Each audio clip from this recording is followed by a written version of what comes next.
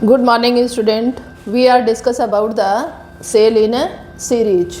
बहुत ही important topic है और एग्ज़ाम में 100% आने की पॉसिबिलिटी है, तो आप वीडियो को देखें और इसके सेल्फ नोट्स भी बनाएं। आप हर एक वीडियो को देख के अपने नोट्स बनाएं।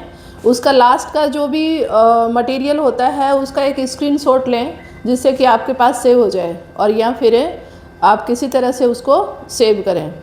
तो there are two cell combine in a series combination. First का जो ईएमएफ है ये एप्सिलॉन 1 है एंड सेकंड है एप्सिलॉन 2। सीरीज में क्यों कंबाइन है ये आपको देखना है। तो negative terminal of the first cell connected by the positive terminal of the second cell, तो दैट मीन्स है combine in a series combination. तो ये सीरीज कॉम्बिनेशन में है, इसलिए अपन क्या निकालेंगे, रिजल्टेंट है ईएमएफ निकालेंगे और जो रिजल्टेंट है आर आएगा वो निकालेंगे।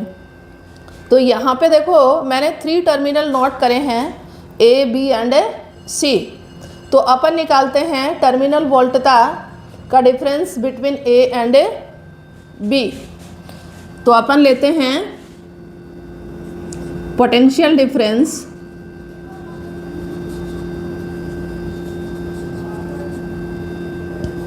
Between A and B terminal.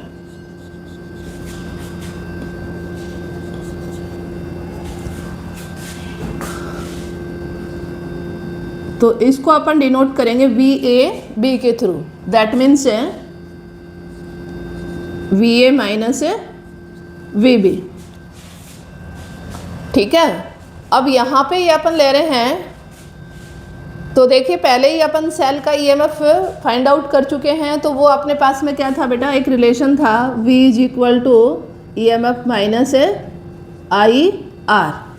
तो इस रिलेशन के थ्रू यहाँ पे यदि अपन ये ईएमएफ निकालें तो ये अपने पास में क्या आ जाएगा भाई, फर्स्ट सेल के लिए ले रहे हैं तो EMF of first cell and current series combination है, तो दोनों के थ्रू जो करंट होगा वो सेम होगा और जिसको अपन ले रहे हैं आई।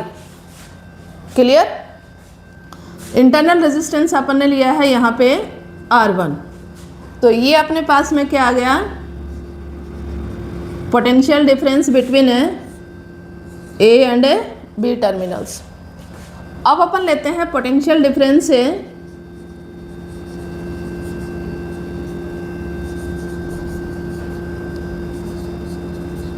Between B and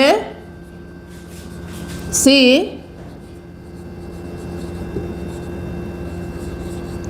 terminals. तो इसको अपन डिनोट करेंगे बी एंड सी के through, that means V B minus V C. तो ये अपने पास में किसके लिए है बेटा, सेकंड सेल के लिए। तो सेकंड सेल का जो ईएमएफ है ये एप्सिलॉन 2 है एंड इंटरनल रेजिस्टेंस क्या है, R2 है। तो that means V B minus V C is equal to epsilon 2 minus I R2। This is a second equation. तो ये तो अपने पास में इंडिविजुअल वोल्टता डिफरेंस आ गया फर्स्ट एंड सेकंड सेल का, लेकिन अपन को तो निकालना किसके बीच में है, टर्मिनल ए एंड सी के बीच में निकालना है। तो अपन लेंगे पोटेंशियल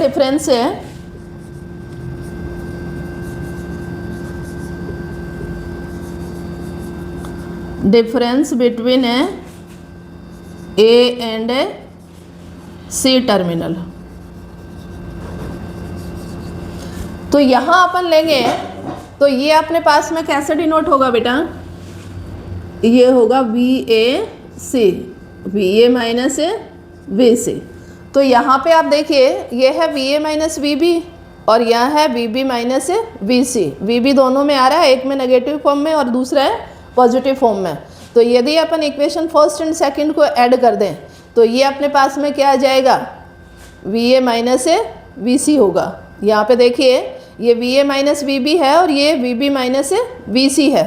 तो इन दोनों को अपन ऐड करेंगे तो ये अपने पास में आएगा वी ए माइनस वी सी, और इनकी फॉर्म क्या है, इक्वेशन फर्स्ट एंड सेकंड। तो इक्वेशन फर्स्ट एंड सेकंड को यदि अपन ऐड करते हैं तो ये हो जाएगा V A minus V C. तो ये अपने पास में आएगा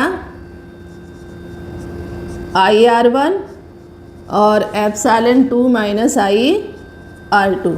तो ये अपने पास में आया है equation first plus equation second के थ्रू। तो इसको यदि अपन थोड़ा सा और कन्वेंशनली लिखें तो I को कॉमन ले सकते हैं बेटा, और ये अपने पास में आ गया, ये रिजल्टेंट EMF है अपने पास में। तो देखिए VAC यानी A एंड C के बीच में जो टर्मिनल वोल्टता है वो क्या है, equivalent EMF of a cell first and second और equivalent resistance of cell first and second. तो यहाँ पे बहुत ही अच्छा रिजल्ट निकल के आया है कि यदि आप सीरीज में कंबाइंड करते हैं तो अपने पास में ये क्या आ जाएगा, सभी सेल का एक एल्जेब्रिक सम होगा। और ये रेजिस्टेंस को तो अपन पहले ही डिस्कस कर चुके हैं, ये एल्जेब्रिक सम होता ही है। तो यदि अपने पास में